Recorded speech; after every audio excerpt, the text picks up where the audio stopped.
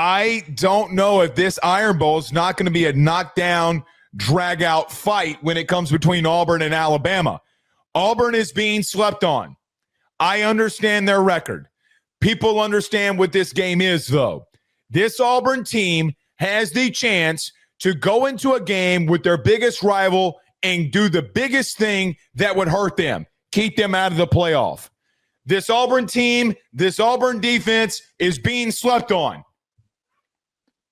How do you think this one's going down? Alabama minus 5.5 point favorite on FanDuel, by the way. Blake, I think you make a really good point here. Ultimately, to jump ahead to the just straight up prediction, I think Alabama still wins. I think Alabama's going to be fine. I think that they go to the college football playoff. I think they go to the SEC championship game. But I do agree with you. I think that Auburn is going to challenge them. Every Alabama fan knows that no matter the year, Auburn is always going to put up a fight. And this year, Auburn's more effectively equipped to challenge Alabama than in recent years. The biggest reason is their defense. Number 1 in the country in EPA per rush allowed. Their front seven has been tremendous. Keldrick Folk is a guy that I'm very excited about for the upcoming draft. And that's just the tip of the iceberg. But here's one part, Blake, that I think is just naturally going to be forgone when breaking this game down and a lot of people discussing it. Hugh Freeze is fired. Suddenly Auburn has a pulse. Suddenly Auburn can put up a lot of offensive production. Against Vanderbilt, we saw Ashton Daniels in the Auburn offense put up a lot of big plays. And I know that they played against Mercer, but Deuce Knight balled out when he stepped in. Blake, this is an astounding stat. 2 games of Derek Nix calling plays for Auburn. 1,100 total yards and 100 points. Previous 5 games under good old Hugh Freeze, 1,432 yards and 73 total points. Ashton Daniels had 424 total yards against Vanderbilt. Blake, this Auburn team is not void of talent. Well, Deuce Knight came in there last week now. Well, he came. Did I say something wrong? No, but I'm just saying they going to Deuce Knight here. No, they said that they're going to Ashton Daniels, and Deuce Knight could end up contributing. Sorry, I'm completely misunderstanding what you're saying. You missed the joke. Continue. I completely missed the joke. My point is, Blake, is that this Auburn offense has a lot more juice than I think people realize, and it feels like it finally figured out how to play to its identity. Also, imagine if they let Nix call plays a while ago and instead of it being Hugh Freeze, but that's a different issue. Look, to your point, they lost in overtime to Vanderbilt, 45-38, the most points offensively that they've scored all year outside of the Baylor game.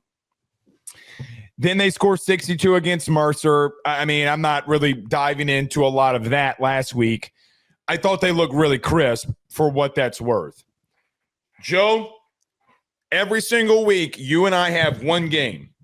And in that one game, we talk about biggest strength versus biggest weakness. And we always get to a point in place where, okay, well, when we talk about it and preview it, about 9 out of 10 times, what has happened when you and I have done this is the biggest weakness got really exposed to the biggest strength. Like I think about, as an example, when we talked about in Georgia versus Ole Miss and the run defense, which, by the way, for Ole Miss has gotten a lot better since that game. We'll talk about that later. But I look at all of these big games that we've talked about in the SEC or Big Ten, and we've had this exact same scenario play out, and everybody's like, oh, my God, how is this team doing what they're doing? And you and I come in here on the recap, and we go, yeah, told you. I mean, it was the biggest strength versus the biggest weakness. This Auburn run defense is elite. They are that good. They're 11th in the – I shouldn't say elite. They're really, really, really great. They're 11th in the country in total yards rushing with an anemic offense at the beginning of the year.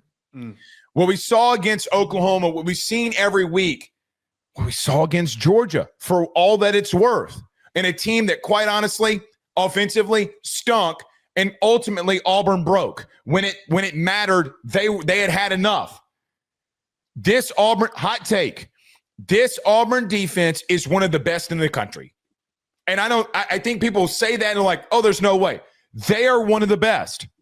Now, I understand that Vandy put 45 on them, but there was a lot of transition for DJ Durkin during that time. You all may remember that. You're going up against a rushing attack with Alabama that's 107th. Big-time strength meets big-time weakness. And I think it's going to keep Auburn in the game. Now, you look at their secondary, Joe, for Auburn. That's where things could get very hairy. So now let's flip it. Guess what their biggest weakness is for Auburn? Their secondary has been more leaky than a pipe in an old house that is rusty and broke. They're 98th in the country in total yards allowed through the air. It has been abysmal. You're one of the worst teams in the SEC in giving up passing yards. Joe, just to be a little honest with you, they're kind of more closer to Tennessee than they are some of these other top-tier teams in the front of it. But that goes to show you how good and elite that they've been in run defense. That's neither here nor there at the current moment. Hey, Alabama, guess what? You can't run the ball. Auburn, you can't stop the pass. Joe, if I'm Bama, I get that you need to try to find a running game at some point. It ain't this week. It's not this week. You have weapons on the outside. Go and utilize them.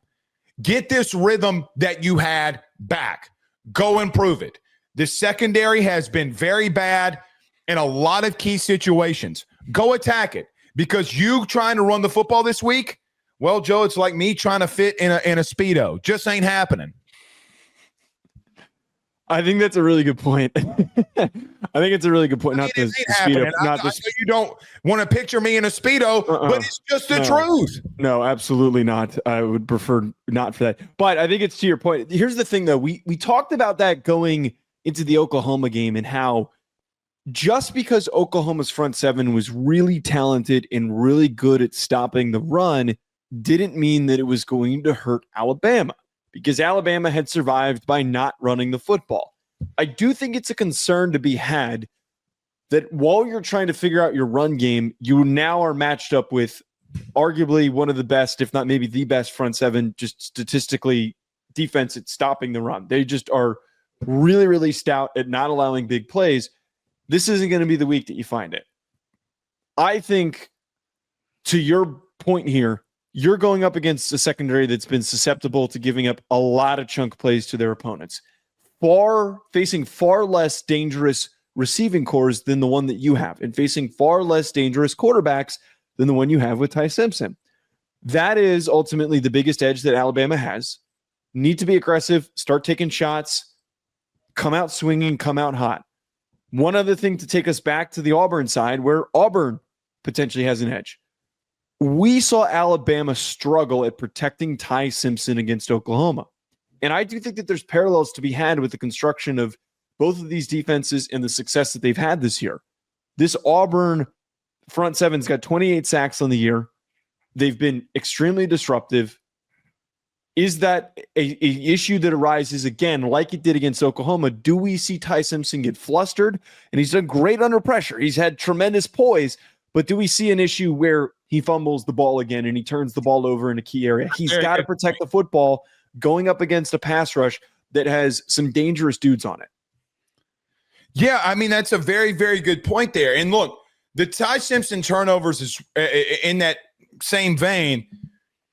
Joe, he's turned the ball over too much. And he's been clean from throwing interceptions, but not fumbling the football when teams send pressure after him. Look, man, DJ Durkin, for all that it's worth, they're going to send the heat. This is their Super Bowl. They can keep you out of the playoff. And defensively, Joe, like as an example, you talked about that Oklahoma game. There's only 5 yards of difference in total rushing yards allowed per game between Oklahoma and Auburn.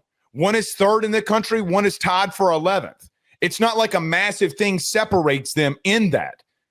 I look at Auburn and say, listen, that you're going to have to lean in on that they try to find or attempt to find a running game against you because your secondary's been bad. You got to hope that the connections that have been iffy against P4 opponents the last month with Ryan Williams and Bernard continue. And quite frankly, you got to do some of the things that Oklahoma did in sending the heat after Ty Simpson. Now, I know that Oklahoma's got better corners. That's neither here nor there. But, Joe, offensively, this team, for what it's worth, the last 2 weeks has been able to lean on teams. Go figure. Go figure. They're getting the ball to their playmakers. Go figure. Joe, I just ask an honest question.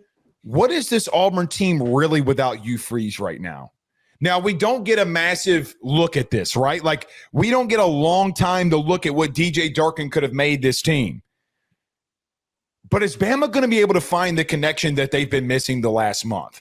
Against South Carolina, against LSU, against Oklahoma, and now against Auburn. You have not been able to find it. Can you find it now?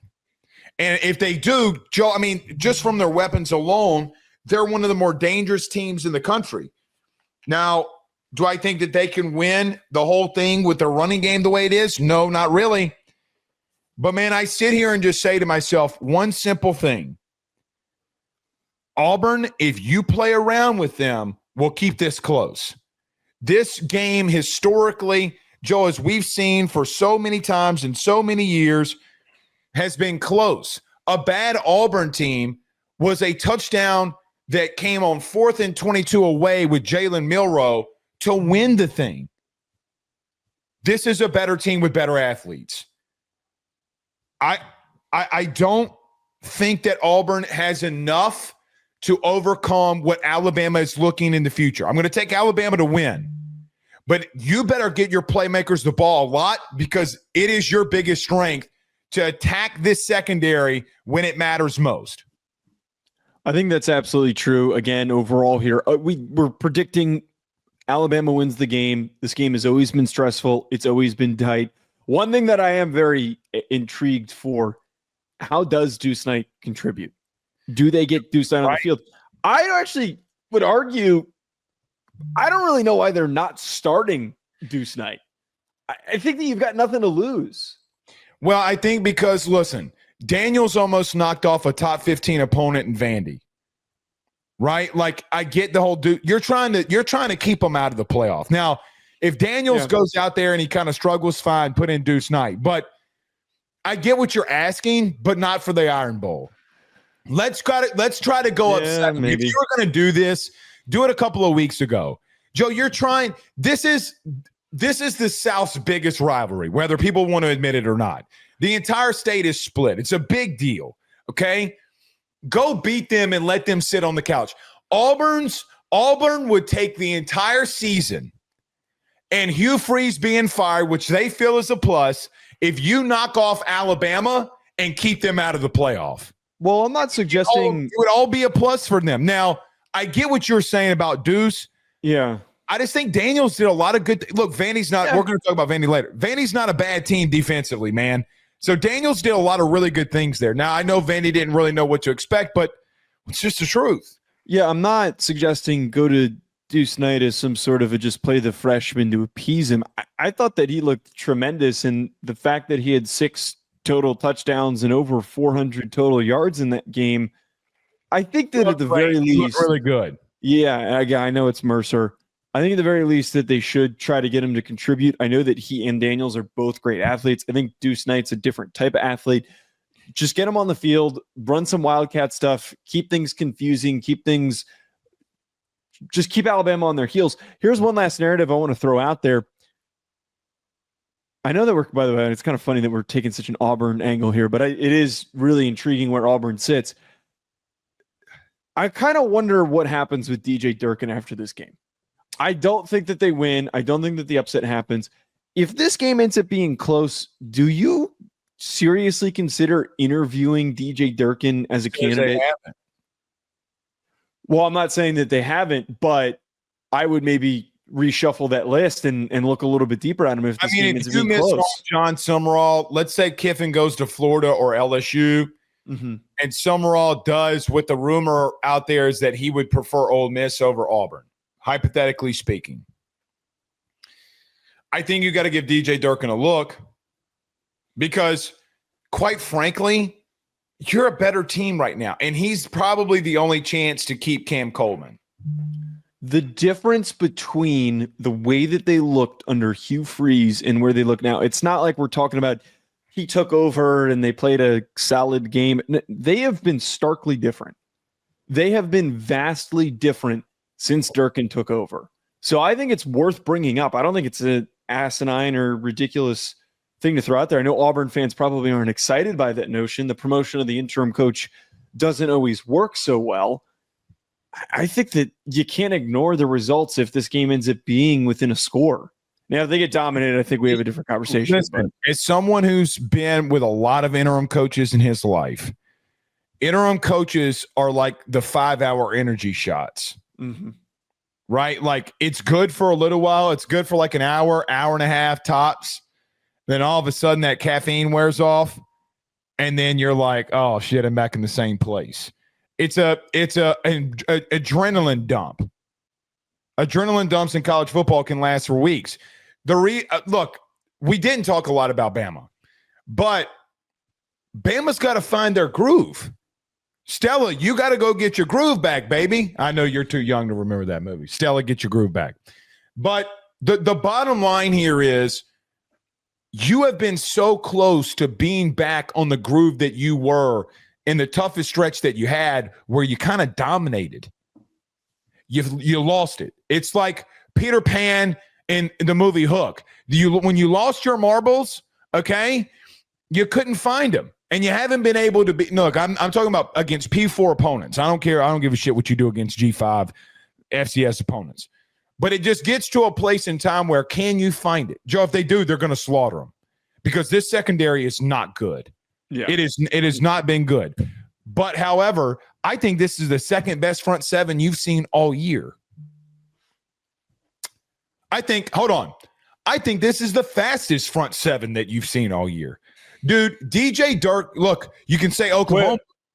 I think Oklahoma's is. I gotta. Not Ed Backer. No way. Well, I guess they didn't have R. Mason Thomas, right? No, Oklahoma they didn't. But R. Mason Thomas, I factor into that, even though he scooped and scored against Tennessee and looked great when he did it. Dude, their linebacking core is the fastest in the country. I don't care what anybody tells me. Debo Atkins and the boys have speed. I think it's close to Oklahoma because Kip Lewis can fly too, man. Not like Debo. Sorry. Want to bet?